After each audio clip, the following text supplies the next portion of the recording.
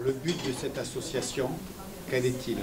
Alors, il s'agit d'une petite association qui a été créée en hommage à ma mère, Geneviève Duzo-Bauduin, qui enseignait la philosophie en Lorraine, puisqu'elle était lorraine, et qui vise à rassembler à la fois par ses membres et par les invités conférenciers des personnes très variées dans leur centre d'intérêt.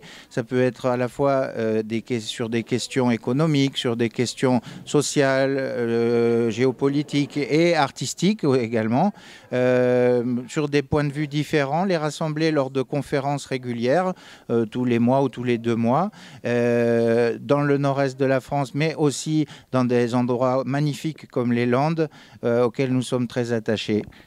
Comment vous fonctionnez? Quel est l'objectif de la conférence en elle-même? Donc nous choisissons ensemble, le comité de l'association, les thèmes, qui sont des thèmes d'actualité ou des thèmes aussi pour valoriser des artistes, des penseurs, des créateurs français de toutes les régions, pour inciter à penser, à apporter des nouvelles choses, des aventures intellectuelles, des initiatives, et puis aussi pour rassembler. C'est l'objectif de cette association, c'est de créer du lien entre des personnes qui ne se seraient pas forcément rencontrées dans ma région, la Lorraine, ou bien dans toute la France, sur tous les territoires français. On a la chance d'avoir un pays magnifique et donc il s'agit de créer du lien entre les générations, entre les différents métiers, entre toute la richesse de notre pays, de personnes qui n'auraient pas eu d'occasion autrement de dialoguer, de se confronter positivement dans le respect mutuel et pour faire jaillir une étincelle et créer de belles choses. Quels étaient les thèmes d'aujourd'hui?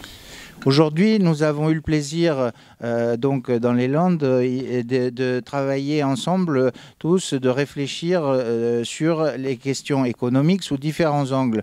D'abord, l'angle de l'éthique par rapport à l'économie, avec une ouverture par Monseigneur Souchu.